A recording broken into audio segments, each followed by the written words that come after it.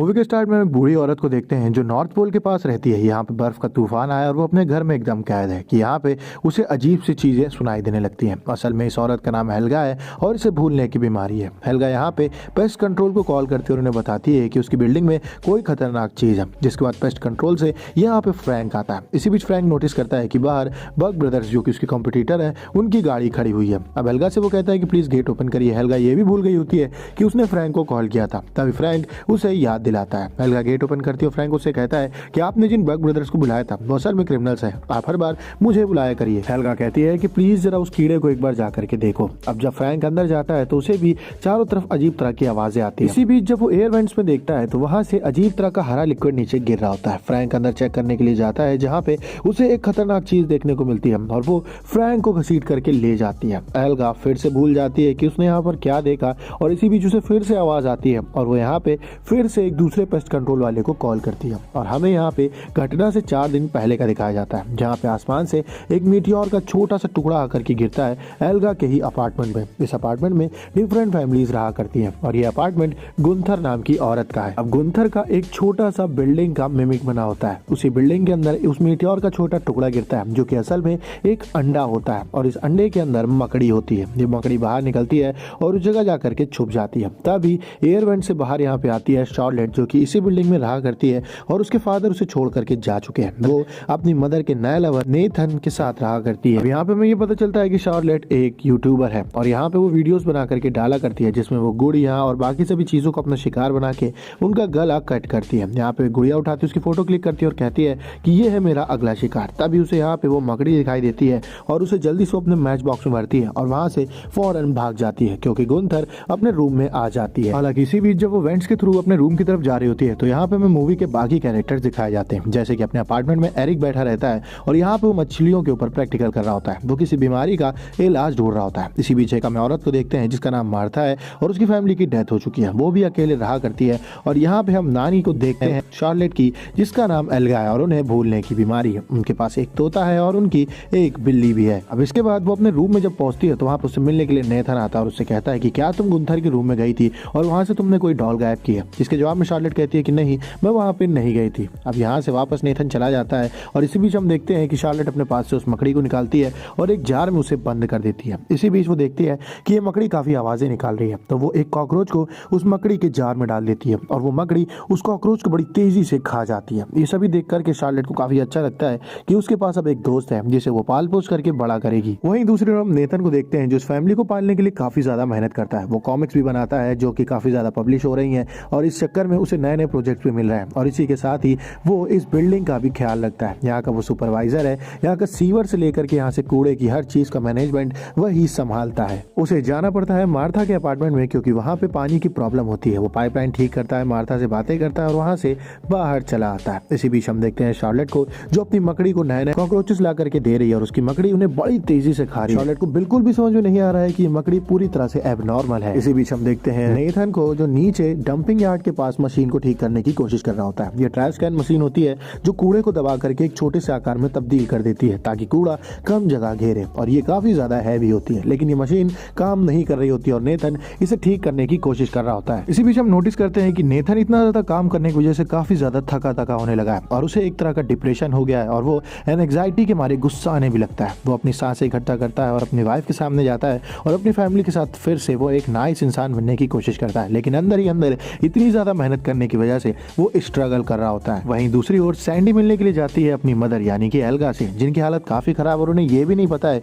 कि उनकी बेटी का नाम सैंडी है। वो सैंडी से कहती है कि मैं एक दिन तुम्हें अपनी बेटी से जरूर मिलाऊंगी और ये सभी चीजें सैंडी को काफी ज्यादा दुखी करती हैं क्योंकि उसकी मदर ही उसे याद नहीं रखती है। इसी बीच हम देखते हैं नेथन को जो अपने कॉमिक्स पे काम कर रहा है। शार्लेट उसके पास आती है और नेथन से कहती है कि मुझे आपकी कॉमिक्स में कुछ चीजें बदलनी है क्योंकि इस कॉमिक्स का मेन हीरो मेरे फादर हैं तो मैं चाहती हूँ कि आप उनको उस तरह से पोर्ट्रे करें जैसा मैं चाहती हूँ। असल में उसके फादर उसे छोड़ करके जा चुके हैं और उसे ये बताया गया है कि वो लंदन गए लेकिन असल में वो सिर्फ उससे आधा किलोमीटर की दूरी पर रहते हैं और कभी भी अपने बच्चों से मिलने के लिए नहीं आते हैं। तो यहाँ पे नेथन अपने फादर होने का रोल निभा रहा होता है और यहाँ पे वो पूरी कोशिश करता है कि इस बच्ची को और उसके छोटे बेटे को कभी एहसास ना हो कि वो इनका एक्चुअल फादर नहीं है। पर ये बच्चे बीच बीच में उसे एहसास दिला देते हैं कि उनका एक्चुअल फादर वो नहीं है। अब शार्लेट और नेथन को साथ काम करता देख के सैंडी काफी खुश होती है कि इन दोनों के बीच की नजदीकियां बढ़ रही हैं और धीमे धीमे शार्लेट नेथन को ये अपना फादर मान लेगी। इसके बाद शार्लेट अपने रूम में चली जाती है। नेथन वहाँ पे आता है तो वो होती नहीं है। इसी बीच उसे वो जार देखने को मिलता है जिसमें वो मकड़ी होती है। जब तक उस जार के पास वो जाता है तभी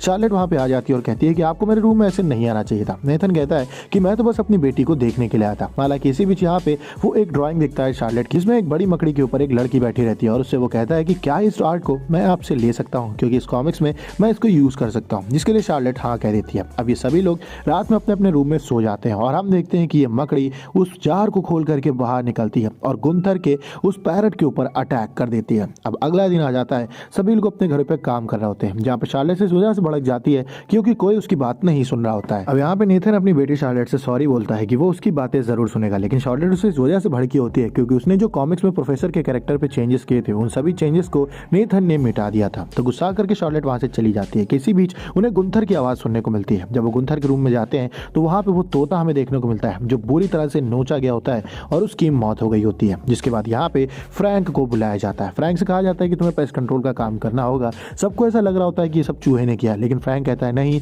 चूहे कभी भी ऐसा हरा झाग नहीं निकालेंगे, ये किसी और जीव का काम है, लेकिन मैं पूरे एरिया में पेस्ट कंट्रोल कर दूंगा। अब जब वो पेस्ट कंट्रोल कर रहा होता है तब इसी बीच हम शार्लेट को देखते हैं जो बैठी रहती है अपनी मकड़ी के पास और इसका नाम वो स्टिंग रखती है और इसके आसपास वो डिफरेंट जीवों की आवाज निकालती है और ये मकड़ी भी उन आवाजों को नकल कर करके शार्लेट के सामने बोल रही होती है। इसी बीच शार्लेट के हाथ में एक मौत बॉल होता है और ये मौत बॉल गिर जाता है उस जार के पास, जिससे ये मकड़ी दूर भाग जाती है। शार्लेट समझ जाती है कि मौत बॉल से इस मकड़ी को दिक्कत होती है। असल में मौत बॉल का यूज किया जाता है ताकि कपड़ों में पतंगे और कोई भी दीमक ना लगे। इन्हें कपड़ों के बीच में छुपा दिया जाता है और इनकी महक से कीड़े दूर भाग जाते हैं और स्टिंग को भी इसी बॉल से दिक्कत होती है। तो यहाँ पे शार्लेट मौत बॉल को उससे दूर कर देती है। इसी बीच हम देखते हैं फ्रैंक को जो शार्लेट के रूम में आकर के पेस्ट कंट्रोल का काम करने वाला होता है। तभी शार्लेट कहती है कि नहीं, यहाँ पे कुछ भी मत करो, मेरी मकड़ी को इससे दिक्कत होगी। अब यहाँ पे फ्रैंक कहता है कि क्या तुम अपनी मकड़ी से मुझे मिलवा सकती हो, और उसे उसकी मकड़ी से मिलवाती है शार्लेट। और इस मकड़ी को देख करके फ्रैंक कहता है कि प्लीज इसे मत पालो, तुम्हें अगर पालना है तो कुत्ता पालो, बिल्ली पालो, पर मकड़ी को कभी मत पालना। मकड़ी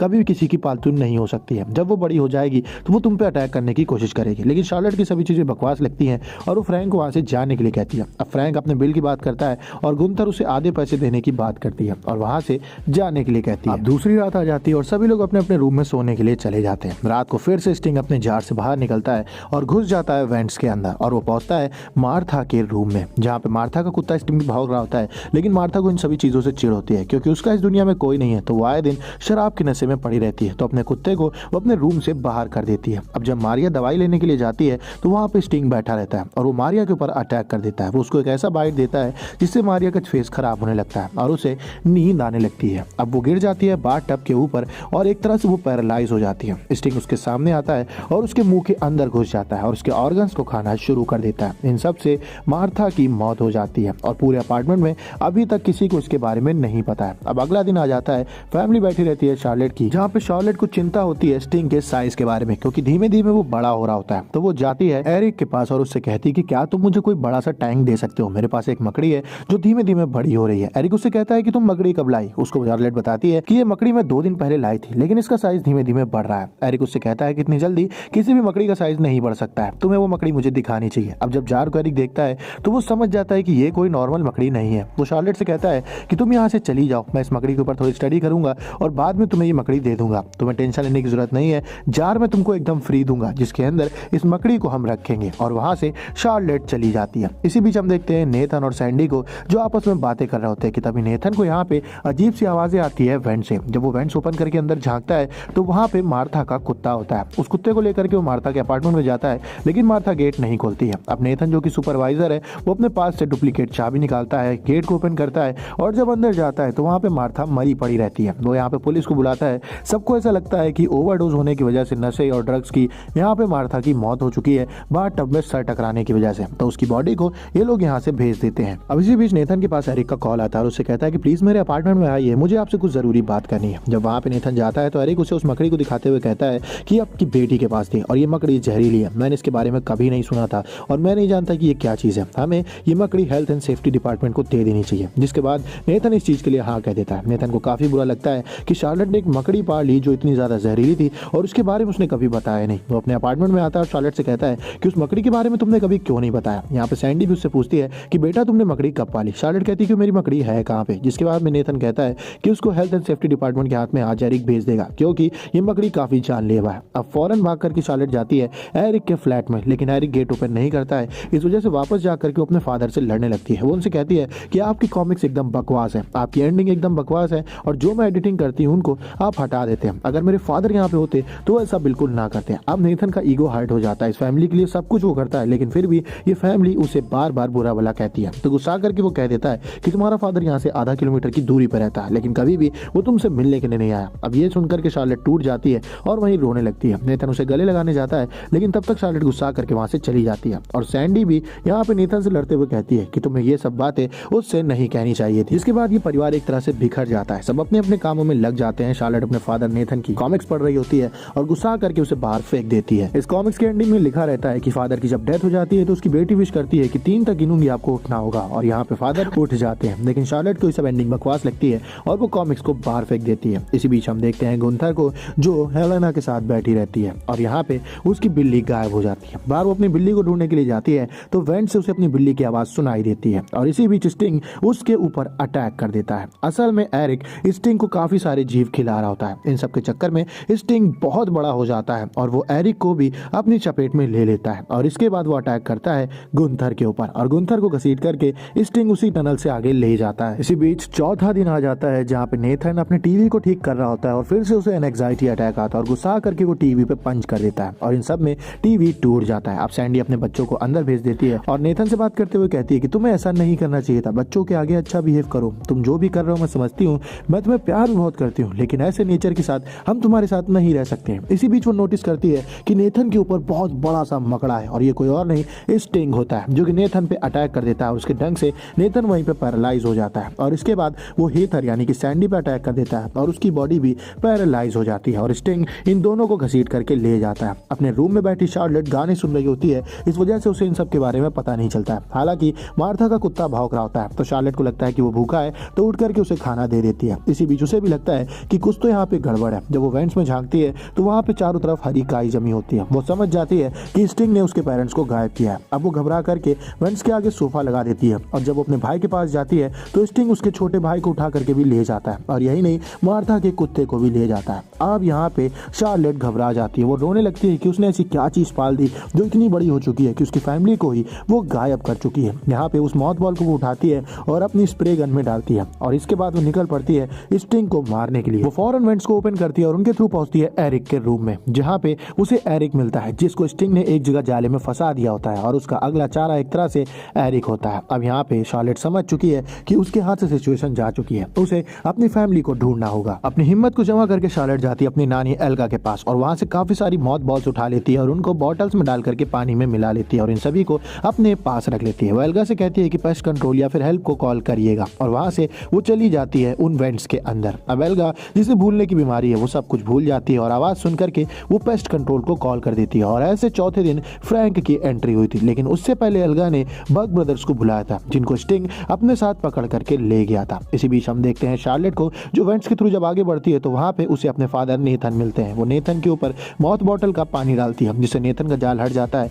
और ये दोनों वहां से आगे बढ़ने लगते हैं। इसी बीच इन्हें स्टिंग देखने को मिलता है और उसे देख करके इतना ही घबरा जाते हैं कि ये डायरेक्ट नीचे डंपिंग यार्ड में गिरते हैं जहाँ पे इनके सामने स्टिंग आ जाता है। स्टिंग को देख करके शार्लेट एकदम फ्रीज हो जाती है, उसने इतनी बड़ी मकड़ी कभी नहीं देखी थी। तब यहाँ पे नेथन मौत बॉल का पानी डाल देते हैं स्टिंग के ऊपर जिससे स्टिंग वहीं से भाग जाता है और ये लोग घबरा जाते हैं, यहीं पे छुप जाते हैं कि तभी यहाँ पे फ्रैंक की एंट्री होती है जिसको स्टिंग ने पकड़ लिया था और वो यहाँ पे आकर के गिरता है। वो कहता है कि मैंने तुमसे कहा था इस मकड़ी को मत पालना और तुमने इसे पाल लिया, देखो हमारे लिए कितना ज्यादा खतरा बन चुकी है। तभी यहाँ पे नेथन उसे कहता है ये है मौत बॉल का पानी और इससे वो स्टिंग भाग जाता है। जिसके बाद फ्रैंक उस पानी को छीन करके अपने ऊपर छिड़क लेता है और उससे वो लोग बॉटल जब तक छीनते तब तक बॉटल आधी हो जाती है। फ्रैंक कहता है ऐसे मैं बच जाऊंगा और तुम लोग की जान भाड़ में जाए और अपने पास से वो नेल पिन वाली मशीन निकालता है और जैसे स्टिंग उसके पास आता है वो उसके ऊपर उस गन से अटैक करने लगता है। काफी सारी कीले वेंट्स के अंदर घुसते हैं जिसमें स्टिंग घायल हो जाता है और इन सब के चक्कर में वहां का पानी वो ऑन कर देता है और उनकी बॉडी धुल जाती है जिस वजह से उनके ऊपर जो मौत बॉल का वाटर लगा रहता है वो नीचे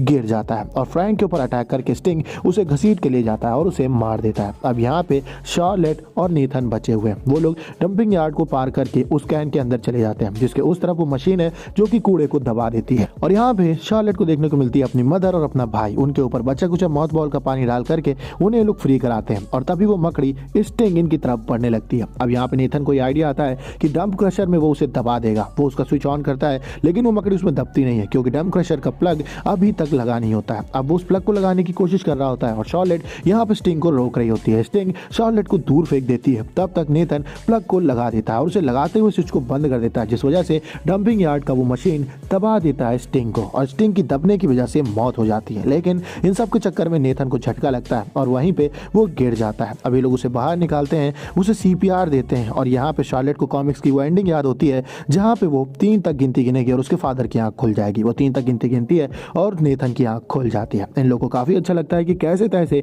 इन्होंने इस मकड़ी को मार दिया और अपनी फैमिली बचा ली है। इसी बीच हम देखते हैं कि साइड में छोटे छोटे अंडे हैं जो कि स्टिंग ने दिए हैं और ये अंडे अब हैच हो रहे हैं और इनके अंदर से काफी सारी मकड़ियां निकल रही हैं और यहीं पे ये मूवी खत्म होती है। अगर आपको वीडियो को लाइक करें, चैनल को सब्सक्राइब करें। मिलते हैं आपसे नेक्स्ट वीडियो में, तब तक के लिए stay safe, stay healthy, bye bye, जय हिंद।